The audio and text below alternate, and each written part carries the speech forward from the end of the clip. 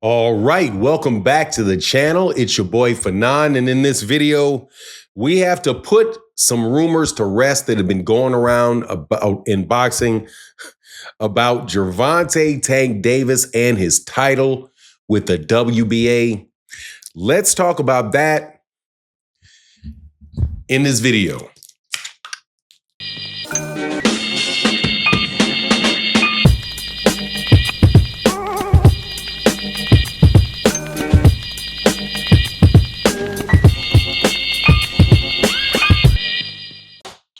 All right, welcome back to the channel. It's your boy Fanon. In this video, we are going to talk about the 135-pound division, set some facts straight, get some rumors out the way.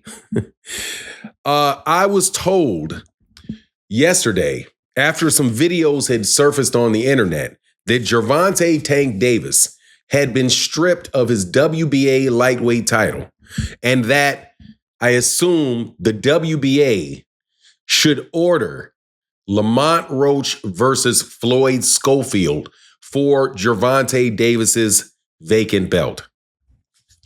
I find that highly, highly interesting because there's no conceivable reason for Gervonta Davis to be stripped of his title. None. Have no idea where that information could have originally come from other than somebody's wild imagination.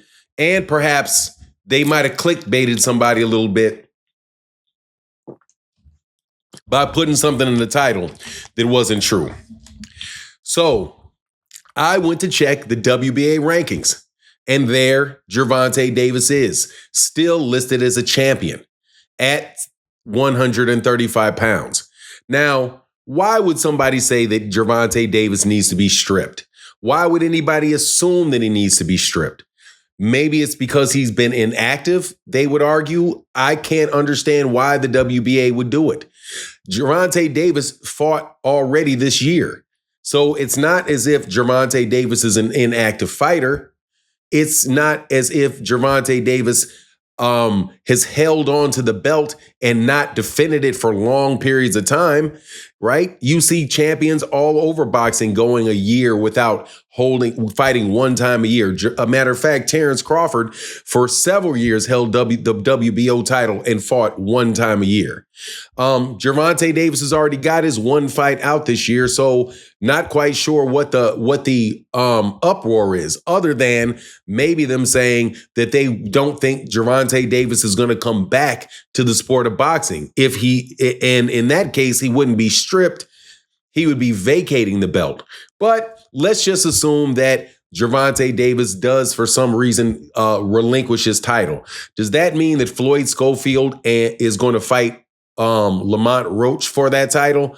Probably not, because Lamont Roach and Floyd Schofield are not in the same promotional outfit. One is with Golden Boy, and the other one I do believe is Pro Box.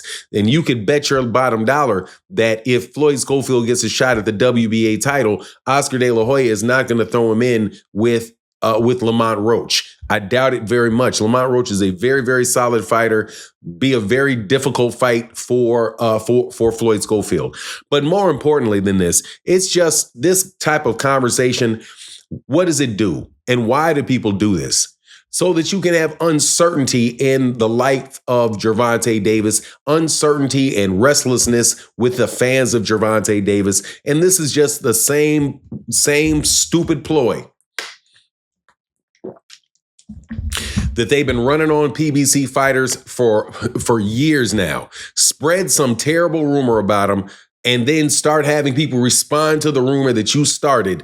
And rumors of fights, rumors of being stripped, rumors of dates being for fights being settled for certain dates when they're not settled for certain dates, so that people can look like they're inside sources and that they have all the new information. But when the information winds up not being true, do those people ever come back and say, hey, I'm sorry for misleading you and making you believe something that was not true? Absolutely not. You don't hear back from them. You're not going to hear back from them after this winds up not being true. But I'm quite sure that the people that spread these rumors very much do want Gervonta Davis to be stripped.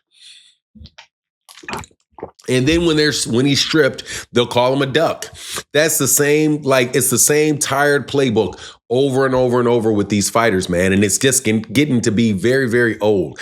Originally, it was just Devin Haney singing all about, it just centered around Devin Haney, but then it just kind of expanded. Now you've got attack campaigns on almost every PBC fighter. If they don't put some news out themselves within a week, somebody else is going to put some news out on them that's not going to make them look good. And I know that is something that the PBC is very, very frustrated with and gets upset with. I try my best to stay away from a lot of that stuff, but when you hear it so much on your channel, so many times you have to respond to it. And now they've got another campaign out on another fighter, like on Jaron Ennis. The things that they're saying about Jaron Ennis ducking Devin Haney and Jaron Ennis ducking Teofimo Lopez and him ducking Ryan Garcia, ducking who knows who else Jaron Ennis is ducking just because he decided to move up and weight. And the funny thing is those guys waited.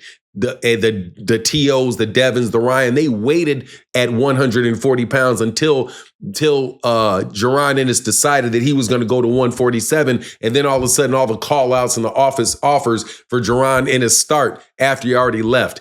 That's another little part of this ridiculous ploy that these guys got going on, man. It's just silly. Now, I want to talk about something else at the tail end of this video that I'm not going to do a video about. But this is, if you paid attention, Kamal, it's in this video. I want to talk about the absolute ridiculousness of the fact that Turki Al-Sheikh is not interested in a fight between Alexander Usyk and Joseph Parker. They're not interested in paying for that. Wonder why that is. I wonder why he doesn't want to pay for that. Why he doesn't, because the New Zealander, you don't want the New Zealander and the Ukrainian to fight in Saudi Arabia. I mean, that's not a good enough fight for you. So what is he going to do? He's going to block that fight. And he's going to not allow that fight to take place because he's not going to allow either. I guess it'd be Joshua or Usyk. But if there's nobody to pay for the fight, how can you have a fight? So for everybody that says Turki makes all the great fights and the heavyweight, there's only one fight left in the heavyweight division and to see who the best heavyweight in the world is. And that is Alexander Usyk versus Joseph Parker. Very clearly, he's the one that has performed the second best through all of these fights that Turki Al-Sheikh had. But magically, at the end of the day, when it's his time and his shot to get an undisputed title shot, Turki says, no, thank you, Joseph Parker. We don't want you to have that. We would rather have, I don't know what they want to do, have Tyson Fury come back out and do a trilogy. I think that's what he wants. He wants Tyson Fury to come and get beat by Alexander Usyk again and not have Joseph Parker get a shot to get all of those belts. Yeah, your boy is a little bit biased. But anyway, that's my take on the matter. Please let me know what you think in the comment section. And with that, I'm out. Deuces.